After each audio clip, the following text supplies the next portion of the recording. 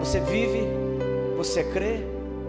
Quando nós vivemos por fé, quando nós vivemos esperando no Senhor, Ele manifesta o seu amor, sua graça e a sua provisão sobre as nossas vidas. Amém? Queridos, eu quero convidar você a abrir sua Bíblia. Esse tema, a jornada da promessa. Nós estamos falando sobre a transição da saída do povo do Egito, trazendo para cada ministração uma verdade, um princípio, uma promessa, o propósito pelo qual o Senhor faz nos dias de hoje na nossa história. Às vezes nós passamos pela Páscoa, um período da Páscoa, e se esquecemos onde tudo começou com uma sombra, a representação daquilo que o Senhor estava ainda por fazer. E para cada domingo nós temos uma palavra, e esta palavra hoje está em Êxodo capítulo 12, versículo de número 13, que diz assim: o sangue vos será por sinal nas casas em que estiverdes. Vendo eu o sangue, passarei por vós, e não haverá entre vós praga destruidora, quando eu ferir a terra do Egito. Amém? Pai, em nome de Jesus, que a sua palavra ministre os nossos corações nesta noite. Que seja um tempo maravilhoso, Senhor. Seja um tempo em que o Senhor trabalhe os nossos corações. Seja um tempo, Senhor, em que toda a libertação e toda a liberação que o Senhor vem estabelecendo ao longo do tempo, e nesta janela, Senhor, que nós estamos vivendo, neste período bíblico que nós estamos vivendo, Senhor, há promessas muito fortes reservadas para a sua igreja. Nós não estamos aqui, Senhor, só lembrando ou relembrando de uma história que aconteceu lá, Senhor, no Velho Testamento, no Antigo Testamento, quando o Senhor então bradou e libertou os seus filhos, libertou os hebreus de toda aquela escravidão. Mas estamos falando, Senhor, daquilo que esta palavra representa para nós nos dias de hoje.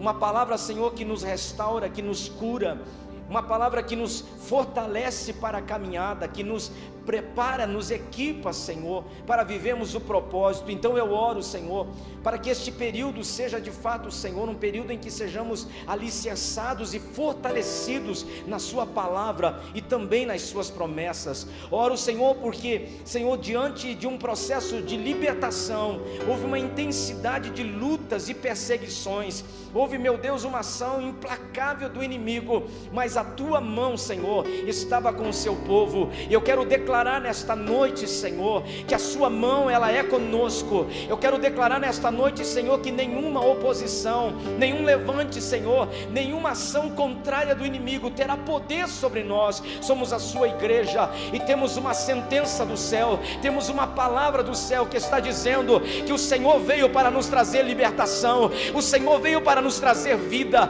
o Senhor veio para estabelecer sobre nós a sua vontade. Então nós clamamos nesta noite e dizemos: Senhor, faça mais uma vez, Senhor, nas nossas vidas, mais uma vez neste tempo, Senhor. Nós tomamos sobre nós esta verdade bíblica, nós tomamos sobre nós esta janela, Senhor, este portal que se abre neste período do mês, neste período do ano, e declaramos esta verdade do céu sobre as nossas vidas.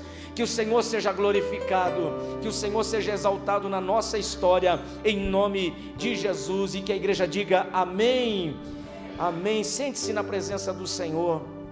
Queridos, a libertação começa quando o sangue do Cordeiro é aplicado na nossa história.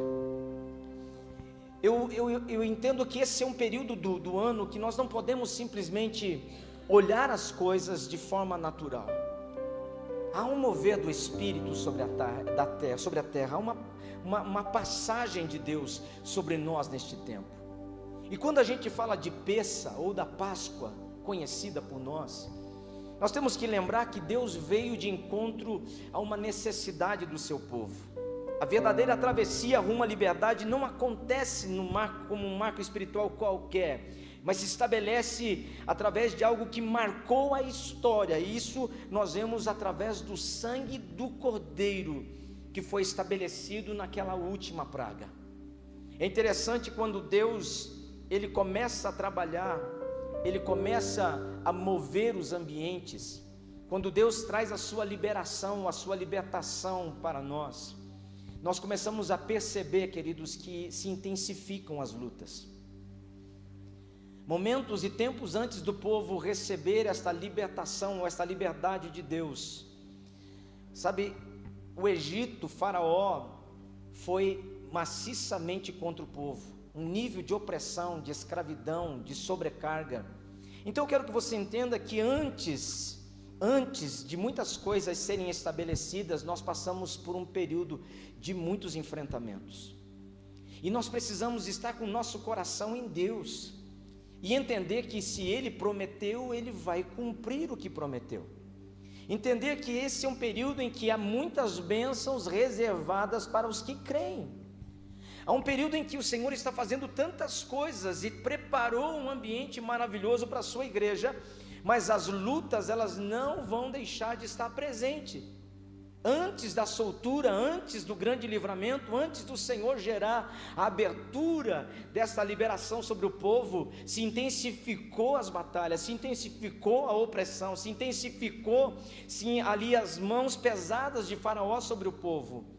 É porque no mundo espiritual há uma compreensão diferente. Às vezes nós vemos só problemas, mas no mundo espiritual existe uma guerra, existe uma luta, uma oposição tão ferrenha, tão grande. Porque se nós desistimos, se nós perdemos o foco, a visão a respeito daquilo que Deus está fazendo, o inimigo facilmente vai nos desviar do propósito. Então os problemas é uma maneira de colocar as pessoas num ambiente em que elas não consigam raciocinar, pensar. Então elas pensam humanamente, numericamente, mas não espiritualmente. Então é esse o momento que eu digo para vocês que nós precisamos estar em Cristo, nós precisamos estar no Senhor, e não importa qual seja a intensidade, a dor de parto chega avisando que a criança está por nascer, e quando ela se intensifica, não é para matar a mãe ou a criança, mas é para dar a vida ou trazer à vida algo que está sendo gerado há bastante tempo. E então quando você percebe que chega esse momento, não é hora da gente perder a visão, o foco, a esperança, é perseverar, porque o Senhor está anunciando que já já haverá um rompimento, já já as coisas vão acontecer, já já nós vamos estar vivendo algo sobrenatural em Deus. Você crê nisso? E é por isso que nós estamos falando neste tempo, porque na noite de Páscoa no Egito, sangue foi colocado nos umbrais das portas. Foi no sinal, sabe, foi um sinal naquele período, porque o Senhor disse que deveria ser levantado um cordeiro para cada família, e tinha toda uma preparação.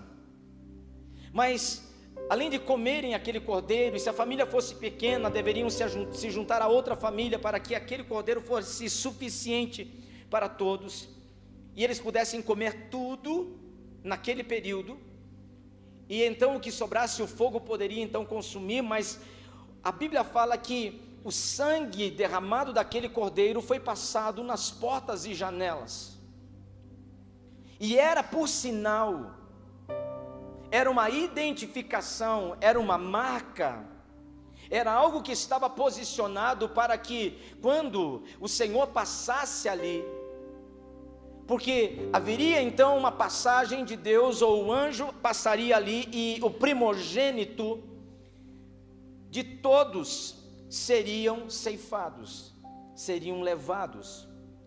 Então, para alguns, a marca do sangue foi morte, mas para muitos outros foi vida.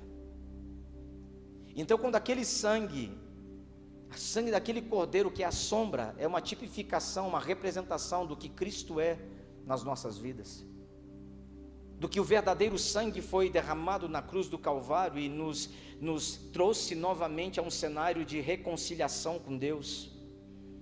Foi o sangue que nos deu vida, o sangue da nova aliança, o sangue do cordeiro sem mancha, sem mácula, um perfeito. Este sangue, quando nós vemos lá no Velho Testamento, esse processo acontecendo, estava dizendo, isso é a sombra do que de fato será, porque nós estamos apontando para o Cordeiro de Deus, o Filho de Deus. Então esse Cordeiro perfeito foi sacrificado, e estas janelas e portas da casa de todos os hebreus foram marcadas dessa forma. Mas na casa do egípcio essa marca não existia. E então quando aquele anjo passa conhecido como o anjo da morte, que passa naquele lugar, e então todos os primogênitos da casa dos egípcios começam a ser dizimados. E então o sangue se tornou morte para eles, mas para o povo escolhido do Senhor foi um sinal de vida. Quem é escolhido do Senhor aqui? Nós sabemos que o sangue é um sinal de vida. E você quer saber? O sangue ainda fala. Este sangue ainda nos protege.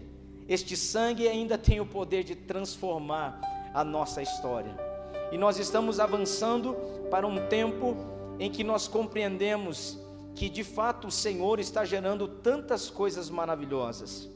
O sangue foi um sinal de proteção de Deus sobre o povo. Onde havia o sangue, havia vida. Assim também, queridos, nós podemos ver que hoje a marca do sangue de Jesus em nós que cremos, que confiamos, nos separa, ou seja, nos faz viver separadamente da condenação e nos dá a graça de vivermos uma nova identidade. Somos filhos de Deus. Somos aqueles que o Senhor comprou pelo seu maravilhoso sangue. E nós estamos aqui. O sangue não era apenas uma cobertura, uma marca, ele era um selo, ele era uma aliança do Senhor sobre a vida das pessoas. E é interessante, queridos, que o Senhor, ele nos marcou, e ele está dizendo para nós que nós somos propriedade dele. Nós somos algo que é exclusivo de Deus. Eu não sei se essa palavra exclusivo te chama a atenção a alguma coisa, mas 1 Pedro capítulo 2 versículo 9 fala que nós somos a geração eleita, sacerdócio real, nação santa e povo de propriedade exclusiva de Deus. Então eu penso que se algo é exclusivo, nem todo mundo tem, só Deus nos tem. Amém ou não amém? O Senhor nos tem, o diabo tenta nos ter, o diabo tenta nos roubar, o diabo tenta nos matar, mas a palavra diz que aqueles que foram marcados pelo sangue do Senhor são propriedade exclusiva de Deus. E então eu sei que a minha vida está nas mãos de Deus, plena e completamente. Eu sei que a sua história está nas mãos de Deus, e eu não sei o que possa estar acontecendo, mas eu tenho convicção plena que o Senhor está no controle total e absoluto da nossa história. Muitas vezes nós nos desesperamos porque não temos a compreensão dos dias que estão por vir, mas você precisa se lembrar que você foi marcado pelo sangue, e isso é um sinal de vida na sua história. Isso também está dizendo, isso está informando no mundo espiritual para quem queira saber que nós somos propriedade exclusiva de Deus, não somente uma propriedade, mas uma geração eleita, sacerdócio real do Senhor. Nós somos um povo santo, escolhido por Ele. E então, dentro desta verdade, nós começamos a viver porque Deus estava fazendo o que fez naqueles dias, porque o Senhor estava dizendo que por mais que o homem tentasse em algum tempo manter, escravizar, aprisionar, roubar e diminuir a intensidade ou tentar sufocar a expansão do povo, o Senhor estava no controle. E quando o Senhor determinou que se abrisse as portas do Egito, ninguém mais pôde segurar o livramento de Deus. E Deus está fazendo coisas novas nessa estação sobre as nossas vidas. E você vai ver que o rompimento não é uma coisa forçada, vai vir, é da presença, é da glória, da manifestação do céu, é o querer do céu. Sabe quando você está num volume de gente e uma porta se abre e você está saindo? Você já pegou um ônibus em Curitiba? Ou numa grande capital, lotado no horário de rush, né? O pessoal fala assim, nossa pastor, você não precisa andar, eles te carregam. Você não precisa nem segurar naquelas colunas, naqueles ferros. Você pode ficar paradinho. Você só fica assim, ó. Não acontece nada, você está enlatado. E quando alguém está saindo, chega no ponto final, você não precisa se preocupar, porque a própria multidão, ela vai te colocando para fora do ônibus. É assim que funciona em horário de rush lá em Curitiba. Muitos busão lotados eu já peguei naquela cidade. E a verdade, queridos, que quando Deus está fazendo algo, você pode pensar assim, será que agora a hora? Fique tranquilo, que se você não se mover, vão mover você. Vão te levar exatamente ao lugar que você precisa estar, porque isso é plano e propósito de Deus. Amém? E é importante nós entendermos, queridos, que a palavra de Deus é tão poderosa, e Hebreus 9:22 fala que sem derramamento de sangue não há remissão. Interessante que isso já aconteceu lá no Egito, lá nos dias em que o povo precisava ser liberto, precisava ser transformado. E então nós precisamos trazer para a nossa vida, nesta noite, esta clareza, que o Senhor nos marcou para a vida. Somos marcados para vivermos o plano e o propósito de Deus.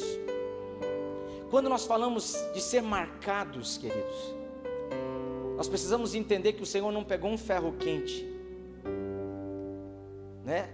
aquecido, avermelhado na brasa e encostou na nossa pele. O Senhor não nos marcou por fora, Ele nos marcou por dentro. O Senhor resgatou a nossa alma. Essa marca, ela é conhecida no mundo espiritual, ela é manifesta no mundo físico, mas todos nós carregamos isso. Você já viveu o processo de libertação? Durante anos e anos a gente trabalhou com libertação, e foi um negócio absurdo, porque todas as vezes que uma entidade se manifestava, ela simplesmente identificava de cara já que ela não podia tocar em determinadas pessoas, ou muitas vezes não conseguia nem chegar perto da gente, porque o demônio gritava, e ele dizia simplesmente: eu não posso chegar perto dele, eu não posso tocar nele, eu não posso tocar nela. Mas por que você não pode? Porque ele é marcado, porque ele carrega a marca, porque ele pertence ao homem lá de cima, e ele ficava naquela situação que ele não tinha acesso. Agora, se o mundo espiritual reconhece, nós precisamos entender, queridos, que isto é o que vale. Isso que é o importante para a nossa história, porque o Senhor já nos marcou desta forma. Então existe uma determinação, existe algo do céu dizendo que eu e você fomos marcados para viver, e viver uma vida abundante no Senhor. Então quando eu entro no tempo de Pêssega, que ontem foi celebrado, quando a gente entra nessa janela em que as famílias celebram a Páscoa, eu não me lembro do comércio, eu não me lembro das outras coisas, eu me lembro do que o Senhor fez e do que o Senhor continua fazendo nas nossas vidas. E então eu chamo para mim a realidade, que o Senhor começou a fazer algo poderoso. Nós fomos marcados para vivermos uma vida debaixo da sua palavra e do seu propósito, e nada e nem ninguém vai poder parar isso. O Senhor tem feito coisas maravilhosas, o Senhor tem gerado isso todo o tempo para nós. Você é propriedade exclusiva de Deus, ninguém mais te tem, só o Senhor. Isso é bom, não é bom? Eu me sinto super bem com esse negócio, propriedade exclusiva de Deus. Vou botar uma placa no peito, um LED bonito, acendendo e apagando: sou propriedade exclusiva de Deus. Mas por que você carrega essa placa? É porque está escrito dentro de mim. Eu quero que você conheça o que esteja escrito dentro de mim. Veja por fora: sou propriedade exclusiva de Deus. Mas você está passando pela luta, não tem problema. O meu Senhor, aquele que me ama, aquele que me resgatou, no momento certo, na hora certa, vai estabelecer a grande mudança na minha história. Ninguém pode me tocar se Ele não permitir. E quem me tocar sem que haja permissão, ele não está comprando uma briga comigo, está cumprindo a briga com o meu Senhor, porque a propriedade é exclusiva. Não entre, porque você vai levar chumbo. Essa é a parte minha da placa. Propriedade exclusiva. Entrou, invadiu, tiro nele. Não tem bandeira vermelha para cima de nós, não. Nós já fomos resgatados pelo sangue do Cordeiro. Amém? Os poceiros, invasores, o Senhor já está dizendo, está lá uma placona gigantesca na nossa história, na nossa vida: propriedade exclusiva de Deus. Isso basta. Mas a pessoa decidiu invadir, o negócio aí vai ficar pesado para o lado dele, porque o Senhor sabe como lidar com os invasores. O Senhor sabe como quebrar todo o sistema maligno. O Senhor sabe como restituir o seu povo. O Senhor sabe como nos cobrir e nos colocar exatamente no lugar que nós precisamos. Amém ou não amém? Vocês lembram da história de José? O José do Egito, sonhador, que os irmãos dele venderam ele como escravo, jogaram numa cisterna, venderam como escravo. Depois ele foi para a casa de Potifar, lá deu ruim também, foi para a prisão. Irmãos, ele foi assim de mal a pior no sentido de acontecimentos. E no final de toda daquele beco que colocaram ele, só tinha um lugar para ele chegar: o trono do Egito. Então você percebe que tudo que fizeram para impedir que ele chegasse aonde ele era para chegar, de fato proporcionou a chegada dele. Então eu não me preocupo com o que o homem pode fazer, e você também não deveria se preocupar, porque o Senhor está no controle. Até esse tipo de coisa vai nos colocar exatamente aonde Deus determinou que nós chegaríamos. É nisso que eu creio, é nessa esperança que eu vivo, que nada vai me tirar do curso que Deus determinou, porque eu sou propriedade exclusiva do Senhor. Amém? Segunda coisa que eu quero que você pense comigo nesta noite: Jesus é a Páscoa perfeita, é o Pêssar perfeito.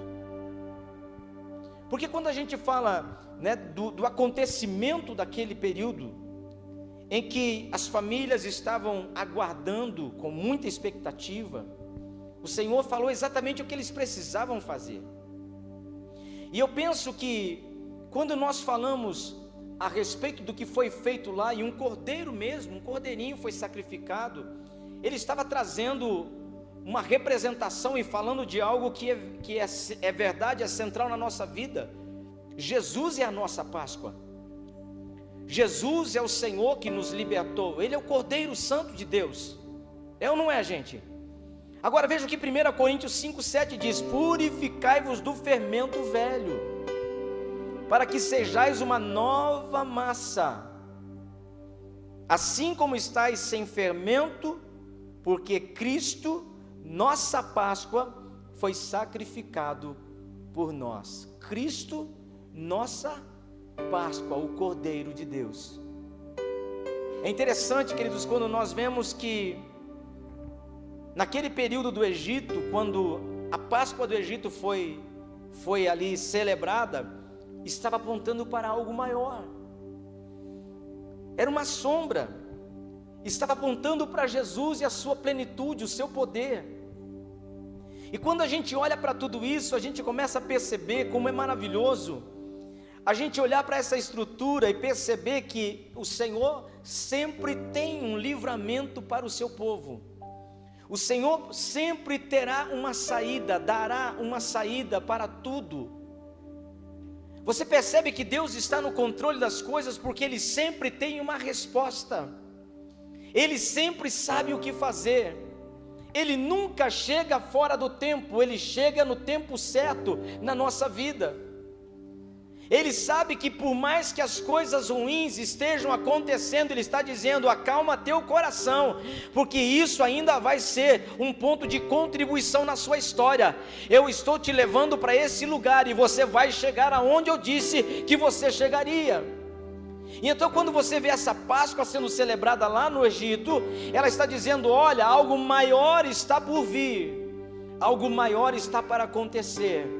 Estava apontando para Jesus, estava falando para o Cordeiro de Deus. Ele é o Cordeiro Imaculado que foi entregue por amor, não apenas para livrar o Egito, né, o Egito físico de dentro de nós, mas nos fazer romper com todo o império das trevas.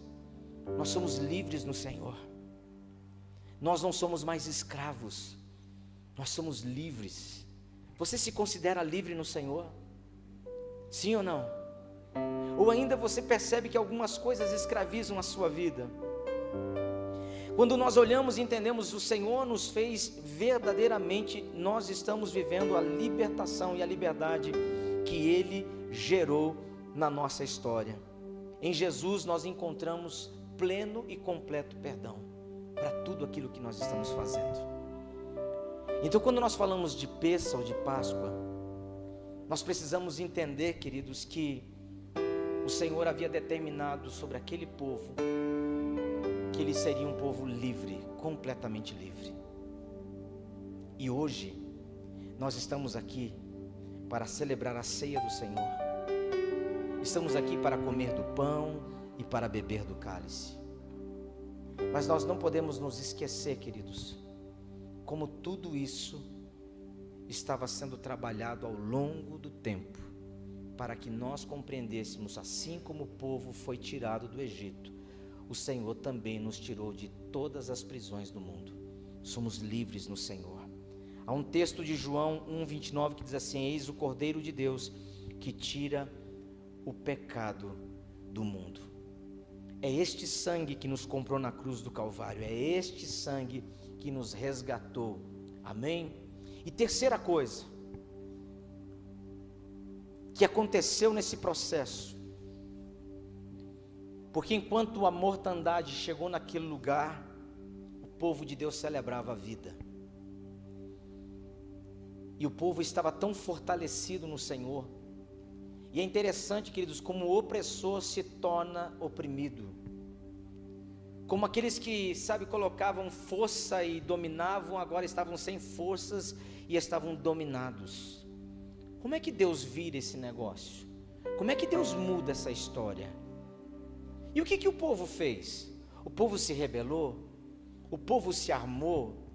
O povo ficou ali, fazendo ou criando situações? Não, o povo simplesmente obedeceu a palavra que foi dada a eles. Eles fizeram exatamente o que o Senhor pediu, e enquanto eles estavam praticando o que o Senhor havia falado, o Senhor estava trabalhando e estava destronando toda aquela situação que estava há muito tempo aprisionando a vida deles. Você percebe como Deus está trabalhando nesses dias?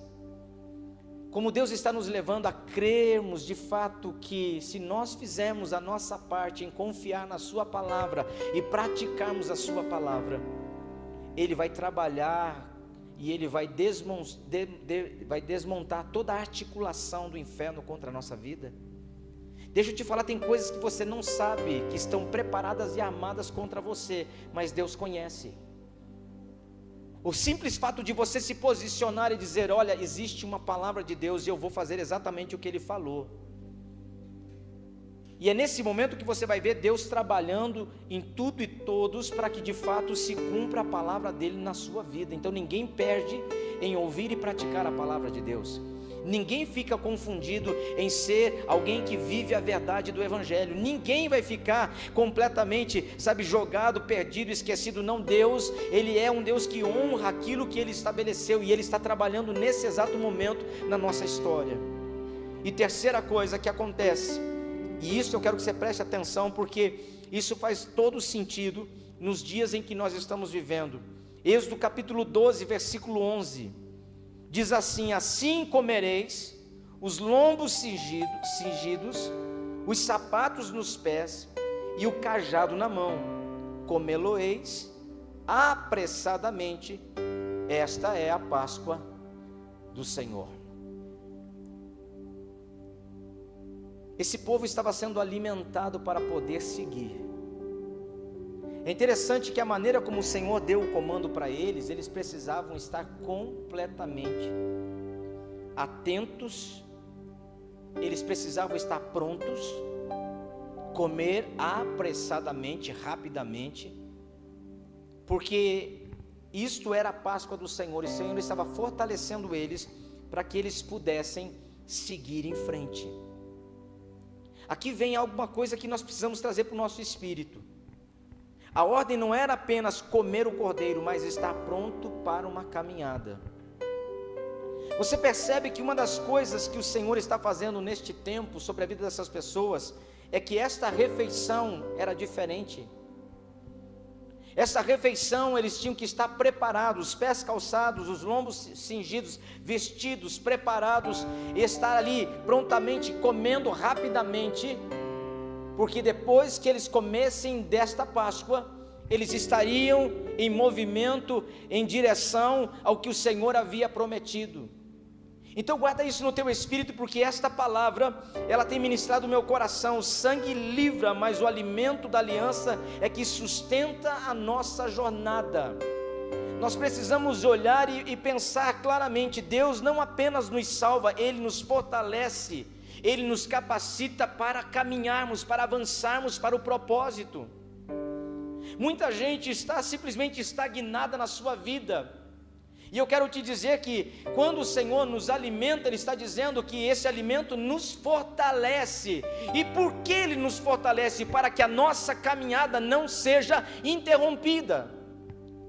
para que de fato a gente não fique simplesmente, estagnado. O Senhor está dizendo que você se alimenta, você está pronto. Páscoa simboliza prontidão. Páscoa está dizendo que aquilo que nós estamos fazendo é exatamente para aqueles que sabem que as coisas estão acontecendo no mundo espiritual. Nós sabemos que as coisas estão fluindo no mundo espiritual, então nós não estamos sentados, nós não estamos nos fartando, nós não estamos num banquete como outro qualquer. Esse alimento é um alimento que tem uma resposta. Vocês vão comer e vão estar todos prontos, porque assim que vocês comerem rapidamente, vocês precisarão seguir em frente. Então o que Deus está dizendo para nós, que neste tempo de Páscoa, nesse tempo da mesa do Senhor, quando nós comemos e nos alimentamos, o Senhor está dizendo que a nossa vida precisa entrar em movimentação a respeito das coisas espirituais. Nós não podemos viver as mesmices, nós não podemos estar vivendo as mesmas coisas, mas há uma novidade de vida em Cristo Jesus, há uma novidade de vida na nossa história. Nós não vamos repetir ciclos, nós vamos viver novos ciclos na nossa vida. Porque sair do Egito era viver uma nova história. Sair do jeito que o Senhor estava fazendo era algo inacreditável. Só Deus poderia fazer aquilo. Será que tem alguém para acreditar que Deus tem coisas extraordinárias para fazer? Isso que começa a mexer com as nossas estruturas, porque a ceia do Senhor nos lembra que é uma caminhada de fé, e nós precisamos entender que existe um destino adiante. E é por isso que quando nós avançamos para as coisas que o Senhor tem, Ele está dizendo: por que você deve comer? Para se fortalecer. Como você deve comer? Preparado, pronto. Você não vai se aprontar, você já está pronto. Você já está cumprindo a palavra, você não está perdendo tempo, você está focado naquilo que você está fazendo, porque você vai comer, se fortalecer e estabelecer a caminhada. E isso é uma das coisas que me impacta muito, porque tem me impactado, porque eu tenho vivido essa perspectiva a respeito que o reino de Deus é um reino em movimento, as coisas estão acontecendo. E muitas pessoas estão voltando à mesma realidade, à mesma medida. Sabe, quando a gente olha para essa história, o Juliano Souza postou um vídeo recente, agora até coloquei nos stories lá. Ele conta que, ele pegou um exemplo que ele estava há alguns meses sem atividade física, devido a um monte de compromisso, e que agora ele retornou às atividades físicas, falando de cuidar do corpo, está bem, para viver bastante tempo, para cumprir o propósito, para pregar o evangelho, para fazer a obra de Deus com disposição, com saúde. E ele falou assim, que no meio daquele retorno, ele se viu no mesmo lugar quando ele começou há muito tempo atrás. E nesse depoimento ele fala que naquele momento que ele se viu naquele mesmo lugar de muito tempo atrás, ele falou: quando você para, quando você está completamente estagnado, você não fica no lugar que você parou, você volta no lugar que você um dia começou. E eu fiquei pensando naquelas palavras, eu falei, isso é uma realidade, porque quando você decide parar na sua vida, quando você fala assim, olha, não vou dar mais um passo, você não permanece no lugar que você está, você volta exatamente ao estágio de início, e essa foi a perspectiva que ele estava tendo. E eu sempre preguei isso, eu falei, gente, quando nós paramos, o passado nos alcança, quando nós paramos, o inimigo se aproxima, ou seja, Deus não nos fez para vivermos parado, Deus não nos fez para retrocedermos, Deus não nos fez para comermos e ficarmos esperando o que vai acontecer. Ele está nos ensinando que quando nós comemos, o alimento tem um sentido de nos fortalecer para a nossa caminhada. Nós precisamos manter passos firmes em direção ao propósito de Deus na nossa vida. E é por isso que eu digo que quem tem propósito não para. Ah, pastor, mas está difícil, a luta está grande. É verdade, irmãos. Se fosse melzinho na chupeta, a igreja estava fervilhando de gente. Mas o evangelho é duro, o evangelho é difícil, o evangelho custa, o evangelho não é barato, o evangelho não é simples como as pessoas, elas desenham com umas estrelinhas e umas florzinhas. O evangelho exige de nós uma entrega genuína, verdadeira, total na presença de Deus. Ou Ele é o nosso Deus, ou Ele não é. Ou se Ele é Senhor, então Ele precisa gerar sobre nós essa verdade. E aí a gente enfrenta uma luta e a gente retrocede. Deus está dizendo: parou porque não se alimentou? Está descalço ainda? Você tem que comer calçado, vestido, em pezinho. Você não vai ter tempo de sentar, você vai comer rápido, porque a caminhada se iniciou para aqueles que se alimentam. Porque quem tem promessa de libertação não espera acontecer, ele está pronto para viver um milagre. E sobre essa perspectiva eu falei: meu Deus, nós precisamos, como igreja, nos mover com autoridade no Espírito. Como igreja, nós temos que tomar autoridade sobre áreas que estão tentando intimidar ou tentar nos escravizar de novo. É interessante que Jesus falou: olha, vinde a mim, vós que estáis cansados, sobrecarregados.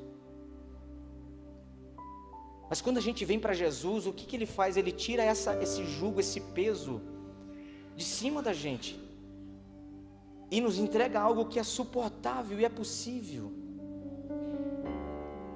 E então, quando nós estamos empreendendo esta caminhada, o Senhor está dizendo para nós que só paramos porque não nos alimentamos.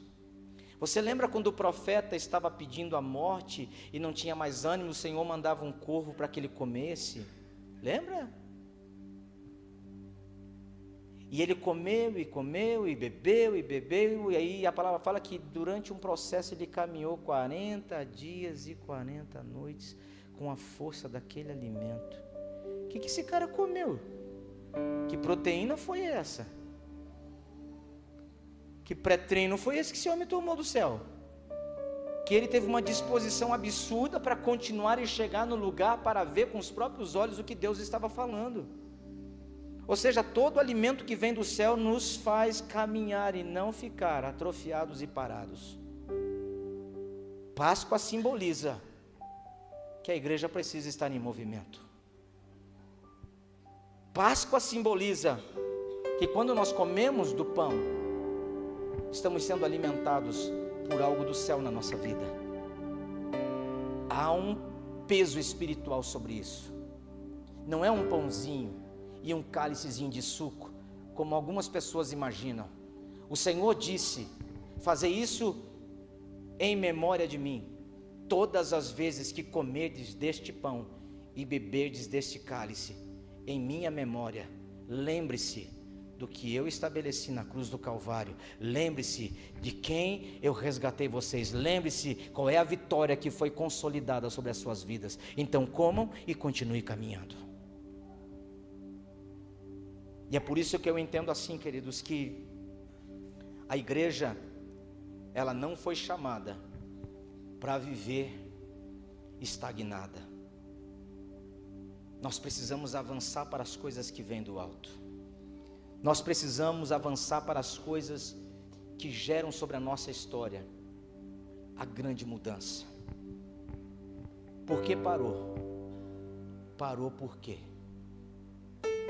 Por que nós estamos andando de maneira tão lenta quando o Senhor está nos alimentando? Por que nós não damos passos de fé? Por que não estamos tendo essa dinâmica? O tempo em que nós estamos vivendo é um tempo que está anunciando que nós precisamos avançar, prosseguir para o alvo. Apóstolo Paulo, ele dizendo: não julgo ter alcançado. Não estou aqui dizendo que eu já cheguei aonde eu tinha que chegar. Não estou aqui com aquele sentimento: eu já ganhei, já venci, não preciso fazer mais nada. Ele disse: mas uma coisa eu estou fazendo, eu prossigo para o alvo. Eu continuo caminhando em direção ao alvo, à fonte, ao lugar que o Senhor prometeu. Então, quando você se levanta, quando você entra num cenário como esse, profeticamente como esse, você percebe que Deus está dizendo: qual é o tempo de hoje? Qual é a estação de hoje?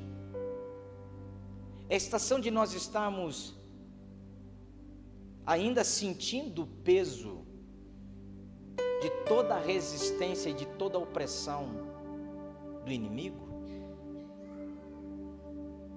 Porque qual era o medo de Faraó? Como eu disse na noite anterior de domingo, por bastante tempo esse povo viveu como escravo de boa. De boa, plantava, colhia, tinha uma boa parte das sementes da terra, estava tudo bem. A terra, né, de Gozém era uma terra muito boa, que tinha água, tinha irrigação, eles plantavam, eles colhiam, tinham as sementes, eles tinham aval, tinham proteção, eram os escravos de elite. Quem que reclama de ser escravo de elite?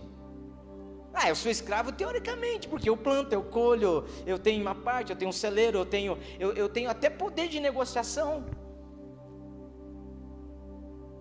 Então eles se ofereceram e viveram como escravos, mas chegou um momento que mudou Faraó e não sabia da história de José, não conhecia nada daquilo e chegou pesado, porque qual foi o medo? Esse povo está se multiplicando, eles são mais numerosos do que nós.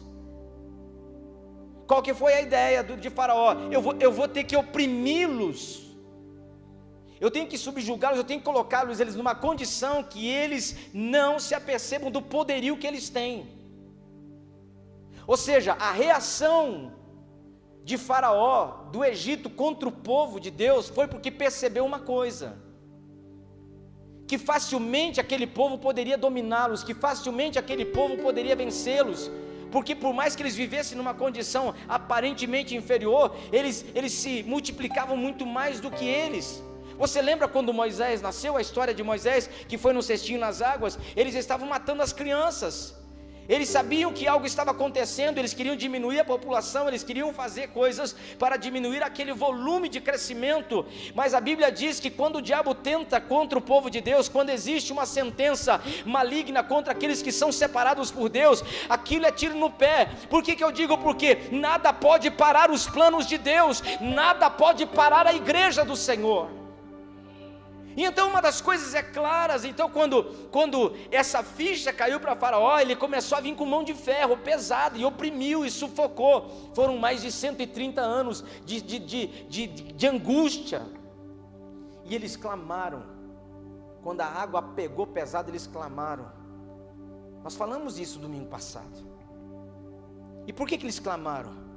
Porque agora a coisa mudou.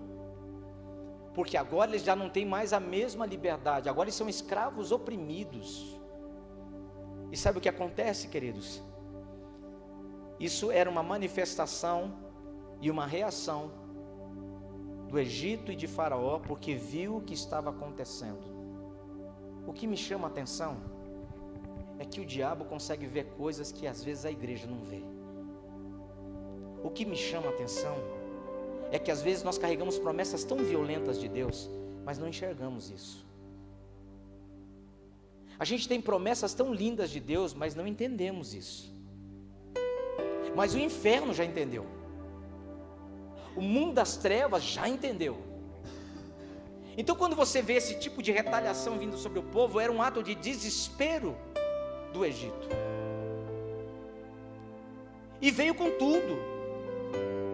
Olha, agora é o seguinte, eles têm que produzir mais, mas ninguém vai levar palha para eles, não, eles vão ter que ir atrás de matéria-prima para fazer o negócio. Ou seja, o tempo era menor e o serviço era maior, eles tinham que produzir mais. Escravidão, escravidão, escravidão, escravidão, e chicotada, e pressão, e gente morrendo, trabalhando, e aquilo aquele negócio psicológico. E resumo da história, irmãos, você vê que todo aquele levante acontecendo revelava uma única coisa: que o povo tinha algo que era imparável. Eles estavam se multiplicando, porque a promessa de Deus e a bênção de Deus nos faz crescer mesmo na adversidade. Deus nos faz romper mesmo em meio a tantas coisas que tentam nos parar. E eu quero terminar essa mensagem dizendo que quando nós vamos passar por esta janela espiritual, nós precisamos nos lembrar de uma coisa: nós precisamos comer e manter a nossa caminhada firme, alimentados pelo Senhor, certos de uma coisa: o Senhor não nos chamou para estarmos estagnados. O Senhor nos chamou para vivermos muito mais, sabe, fortalecidos, dominantes, abençoadores. E é isso que se espera quando a gente senta para comer da mesa. É isso que nós precisamos nos lembrar, que se pensar do Velho Testamento tinha esse sentido, o que tem o sentido da ceia para nós? O que é comer do pão? Que é o cordeiro. O pão é um símbolo da carne. Eu estou comendo da carne. Eles também comeram da carne. Não é verdade? Sim ou não? Lá eles comeram da carne. Mas Jesus é o cordeiro e nós comemos do pão, que é o símbolo da carne. Então, se nós estamos comendo, nós estamos nos fortalecendo. Como é que nós estamos comendo? Desanimados? Despreparados? Cansados? Sem visão? Sem instrução? Sem sentido? Sem saber o que nós vamos fazer depois que nos fortalecemos? A ceia para muitos é um suquinho e um pãozinho. Tem gente que no culto de ceia se dá o luxo ainda de ficar em casa. Eu sou de uma época, eu era jovem ainda nessa época, em que culto de ceia, quem não chegasse primeiro ficava em pé, porque a igreja lotava. As pessoas, elas tinham uma reverência extrema em culto de ceia. Talvez nem entendesse muito o que estava acontecendo, mas havia uma preocupação com o culto de ceia diferente dos dias de hoje. E Deus honrava aquilo, porque a obediência que se praticava, a reverência que se praticava, era algo que de fato agradava a Deus. Por quê? Porque a igreja, ela tem uma referência quando come do pão e bebe do cálice. E então, quando nós fazemos isso, nós entendemos o que o cálice representa: o sangue. E o que o sangue representou lá no Egito? Vida para os escolhidos de Deus e morte para os inimigos do povo de Deus. Você percebe que o cenário da ceia é um cenário extraordinário? Você percebe a grandiosidade disso? Que nós estamos diante de uma mesa preparada pelo nosso Deus. Todas as vezes que nós comemos e bebemos do pão, devemos fazer em memória dele até que ele venha. Você percebe que numa noite como essa, o Senhor pode estar virando uma chave na nossa vida. Numa noite como essa, o Senhor pode estar dizimando os nossos opressores. Numa noite como essa, o Senhor pode estar dizendo: hoje você se fortalece para continuar produzindo, multiplicando, abençoando, libertando, curando as pessoas, porque você não está sendo alimentado para ficar parado, você precisa estar em movimentação. Você percebeu que a ceia do Senhor está falando de uma revelação tão profunda e tão poderosa para nós, que está dizendo que antes de comer, antes de beber, já havia um plano de redenção, já havia um plano de Deus para a liberação do povo, já havia um plano de Deus destinando esse povo a uma terra prometida. Então a ceia está apontando para algo glorioso. O Senhor está dizendo que aquele que come do pão e bebe do cálice, ele está vivendo uma obra conquistada na cruz do Calvário. Eu não estava na crucificação, mas Jesus, o meu Senhor, o teu Senhor, ele morreu na cruz do Calvário. Lá ele venceu o nosso opressor, lá o seu sangue foi derramado. E então, quando eu como deste pão, eu estou lembrando de um corpo que foi fixado naquela cruz. Depois eu bebo do cálice e vou lembrar que este cálice é o sangue da nova aliança. Eu fui resgatado, eu fui redimido, eu fui transformado por este sangue. Então o Senhor está dizendo, a ceia do Senhor, ela tem um poder sobre a igreja inacreditável. E tem gente que acha que é só um pãozinho e um suquinho. E é por isso que nós temos que entender que o homem precisa olhar para dentro de si e entender: eu estou comendo e estou fazendo o reino, eu estou comendo e eu estou andando para o propósito de Deus. Ah, pastor, a minha vida não rompe porque você parou. Tu parou, meu irmão. Você acha que agora as coisas vão acontecer por si só? Anda, se movimenta, porque a terra prometida não estava dentro da casa dos hebreus, a terra prometida não estava ali seguido da marca nos umbrais e portas, a terra prometida precisava de uma caminhada. Se nós queremos viver a promessa, nós precisamos caminhar. Está comigo? Esse é um culto de ceia. Esse é um culto que nós estamos falando do que aconteceu lá no passado. Esse é um mês da jornada que nós estamos falando. E por isso, para mim, essa noite tem uma graça diferente, porque a gente foi lá no cerne da coisa, a gente foi lá no início da coisa, dizendo por que Deus fez o que fez e por que nós temos os elementos hoje aqui nesta mesa. E é por isso que nós temos que avançar para aquilo que Deus tem para nós. Amém? Estamos juntos? Sim ou não? Vou descer aqui desse lado. Depois eles editam ali. A gente faz aquela cara de menino levado, né? Gente, por que eu deixei a mesa da ceia para depois da palavra? Porque ficaria meio que fora de sentido eu ministrar a ceia e pregar sobre isso. Mas agora a gente faz todo o fechamento disso nessa mesa, porque aqui nós temos o pão sem fermento, porque eles comeram do pão sem fermento, trazendo à memória que o fermento tinha que ser tirado, porque esse símbolo de pecado e contaminação não podia mais estar na vida deles. Então, quando a gente come do pão, que é Jesus, não há pecado. Eles comeram do pão, obviamente, mas para nós é o símbolo da carne também.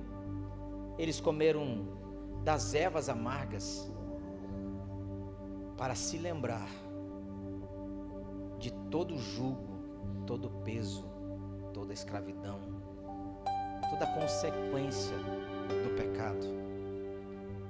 Então, quando eles comiam daquela erva amarga, eles lembravam que não foi um negócio bom, não foi legal, foi difícil. Então, quando o sangue estava nos umbrais das portas e da janela, devidamente passado, agora eles só aguardavam a manifestação do céu. Existem coisas que você vai ver Deus fazendo, e outras você precisa fazer. É um trabalho em equipe, é um trabalho entre Deus e o homem. Você percebe que Deus entrega a palavra, o homem trabalha, estabelece e Deus cumpre no ambiente espiritual. Então, quando aquele povo estava reunido, eles se colocaram desta forma. Vem cá, meu amor. Eu já vou entrar na ceia aqui, irmãos.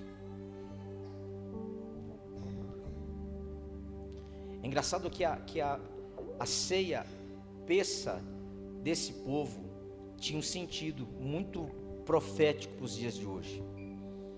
Então, quando a gente fala que eles comeram o pão sem fermento, comeram das ervas, comeram do cordeiro, o sangue estava nas portas e janelas, estava apontando para o Pêssah. Eles estavam saindo do Egito, eles estavam indo embora. Deus estava fazendo uma liberação sobre a vida do povo. Eles comeram rapidamente, preparados, e seguiram caminhada, alimentados e fortalecidos. O que vai acontecer nesta noite? Nós vamos comer do pão, nós vamos beber do cálice, e espiritualmente nós estamos ativando sobre nós uma promessa de Deus, que esse momento vai trazer fortalecimento sobre a nossa vida. A igreja do Senhor precisa caminhar fortalecida pela palavra e pela promessa feita pelo Senhor. É interessante que lá nessa Pêssah que eles viveram, nessa Páscoa, eles tinham 4 taças assim, não tão bonitas como essa, talvez até mais bonitas. E para cada uma dessas taças tinha um sentido. A primeira taça, ela representava a santificação. Então a primeira coisa que eles tomavam, a primeira celebração, eles bebiam dessa taça e declaravam a santificação, a purificação nas suas vidas. Então eu percebo que antes de algo acontecer, Deus está nos chamando a um tempo de santificação, purificação.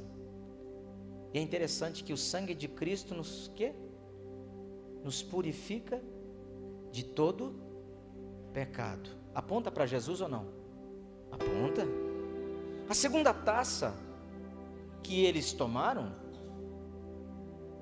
essa taça era interessante porque eles contavam a história do Êxodo e bebiam a taça. Então eles estavam falando de libertação. O Senhor nos libertou. O sangue de Cristo também nos libertou de todas estas coisas. A terceira taça, e esta aponta para Jesus profundamente, porque é a taça da redenção. Então essa taça da redenção, ela aponta para Jesus, porque o Senhor usou esta taça, Ele usou esse momento quando instituiu a ceia, e Ele estava trazendo redenção sobre o povo.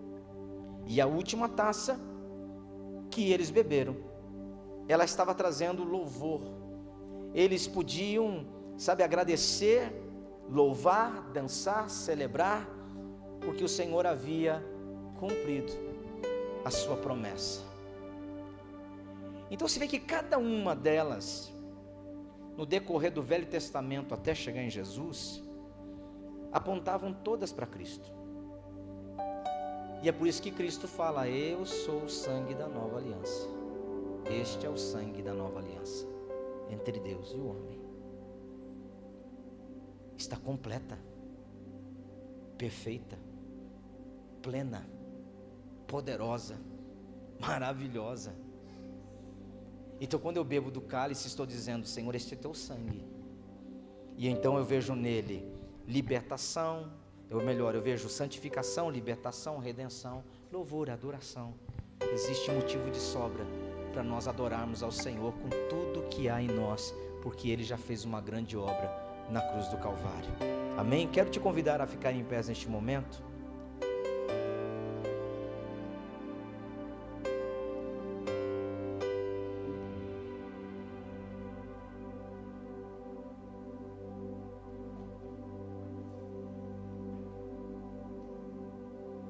Hoje nós vamos tomar a ceia talvez com um entendimento, um pensamento um pouco diferente do que é o tradicional. Tomar a ceia hoje tem um sentido de responsabilidade na nossa vida. Responsabilidade com o que, pastor? Com o que Deus prometeu para você. Responsabilidade em entender que Deus não te falou para parar. Porque existem momentos para tudo, e esse momento é o momento em que o Senhor está nos fazendo comer e se fortalecer. Então, quando nós queremos experimentar esse favor do céu, nós temos que tomar sobre nós essa verdade. Comer deste pão é anunciar que algo começa na nossa jornada. Talvez hoje você precisa orar ao Senhor antes de comer do pão e dizer: Senhor, esse desânimo na minha vida não vem de Ti. Esse pensamento de desistência não vem de Ti. Viver desmotivado não vem de Ti. Alguém está tentando me parar. Alguém está tentando fazer que eu desista de viver o plano e o propósito do Senhor. Porque eu me sinto sem forças. Símbolo de alguém que não come. símbolo de alguém que perdeu o interesse de se alimentar. Não é falta do alimento, é desinteresse de comer o alimento, em comer o alimento. Por quê? Porque muitas vezes nós estamos tão enfraquecidos que nós não temos ânimo para comer. Já se sentiu assim, que nem vontade de comer você tinha? Eu estou com fome. Mas você não comeu nada. Você está o dia inteiro, você já está 2 dias que não se alimenta, mas eu não sinto vontade. A pessoa está enfraquecida, mas não sente vontade de comer.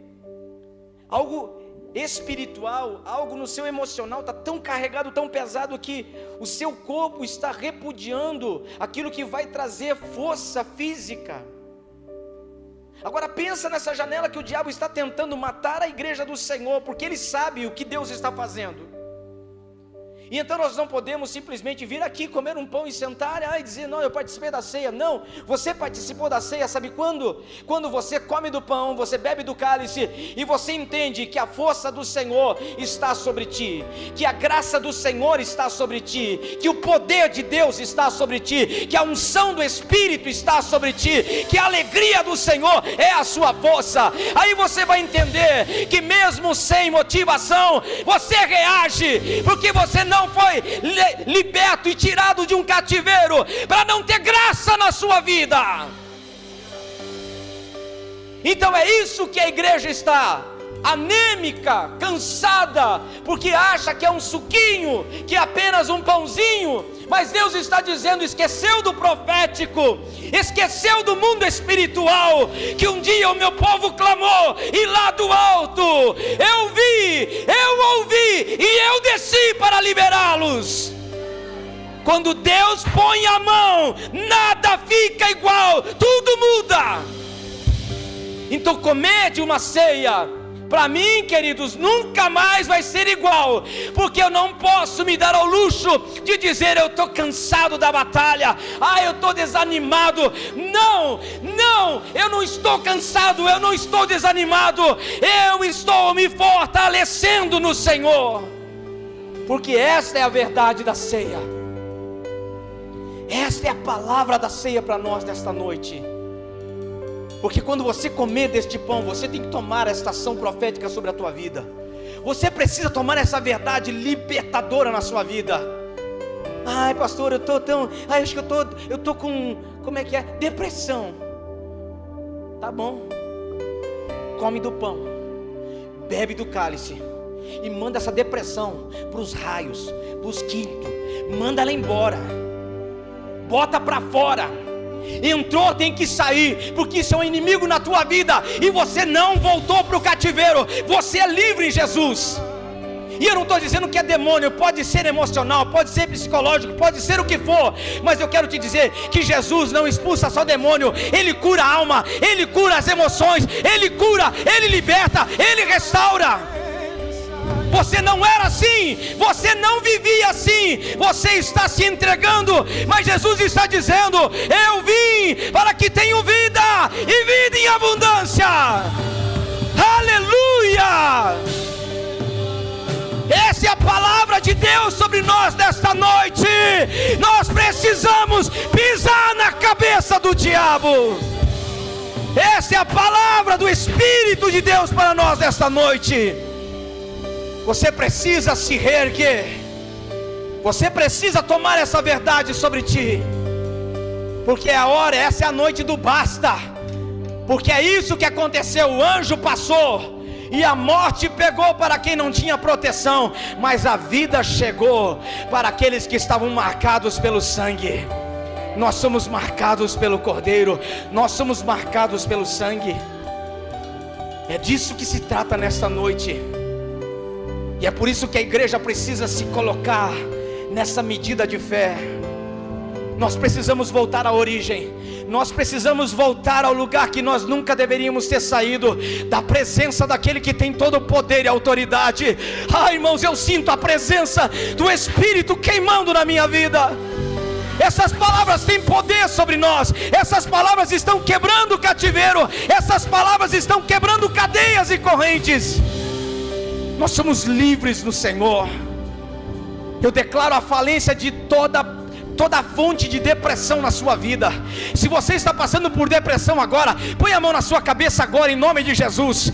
Põe a mão na sua cabeça agora. Eu quero declarar: se essa depressão tem roubado você da sua caminhada, essa depressão tem te colocado a perder o brilho, a alegria, a esperança, eu profetizo, eu declaro, eu determino agora, do jeito que veio, vai sair agora, seja emocional, seja espiritual, seja traumática, vai sair agora. Deus te faz livre.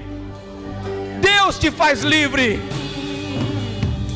Você vai voltar a sorrir. Você vai ter disposição como nunca antes. Você vai acordar de manhã e vai estar com a força de um leão dentro de você. Você vai estar forte, alegre, feliz. A força do Senhor está em ti. A força do Senhor está em ti. A força do Senhor está em ti. É isso que o Espírito Santo está liberando para nós. O Espírito Santo de Deus nos faz fortes na palavra e na promessa. Aleluias, aleluias. Deus está fazendo coisas neste lugar, nesta noite. O Senhor está te levantando de novo. Irmãos, o diabo tentou te apagar, mas não pôde. Não pôde. Há um decreto do céu, sobre nós nesta noite. Quer saber? Deus ouviu sim as nossas orações. Você disse: Senhor, até quando? Ele disse: chega, agora é a hora. Uma virada de chave, uma nova história, um novo ciclo, e se inicia na tua vida. É disso que se trata, nessa noite. Você vai comer deste pão. Você vai comer deste pão nesta noite. E ele vai entrar com esse peso de autoridade na sua vida. Este é o meu corpo partido por vós. Foi isso que o nosso Senhor disse: esse é o meu corpo, esta é a minha carne. Então comer deste pão é ter parte com ele. E ninguém que tem parte com ele perece. Ninguém que tem parte com ele fica confundido. Ninguém que tem parte com ele vai ficar esquecido. Nós somos levantados por fé. Nós somos levantados por fé. A verdade é que o Senhor está aqui nesta casa sobre nós. Em nome de Jesus. Espírito Santo de Deus, nos ajuda, Senhor, nesta noite.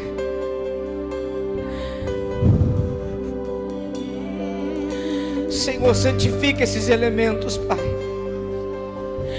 Senhor, santifica, Senhor, estes cálices, esse pão, Senhor. Nós cremos na redenção, Senhor. Nós cremos na obra completa da cruz sobre as nossas vidas. Senhor, nós reconhecemos a Ti como nosso Senhor, como nosso Salvador, como nosso Libertador, Senhor. Não há poder maior que o Seu. Não há vida fora do Senhor. Não há esperança longe de Ti, Senhor. Senhor, santifica esses elementos desta noite, Pai. Doce Espírito Santo, aqueles que estão em suas casas, estão com seu cálice, estão com um pedaço de pão. Jesus, alcança eles agora, Senhor. Levanta esta mulher, levanta este homem, restaura eles agora, Jesus. Restaura eles agora, Senhor. Não permita, Senhor, que eles fiquem abatidos. Não permita, Senhor, que o diabo venha sufocá-los. Não permita, Senhor, que eles venham perecer. Mas nós proclamamos e anunciamos, Senhor, que é chegada a estação de andarmos em direção às Tuas promessas. Esta é a jornada da promessa, Senhor. Tomamos sobre nós autoridade no Teu nome, Jesus. Tomamos autoridade no Teu nome, Senhor, em nome de Jesus.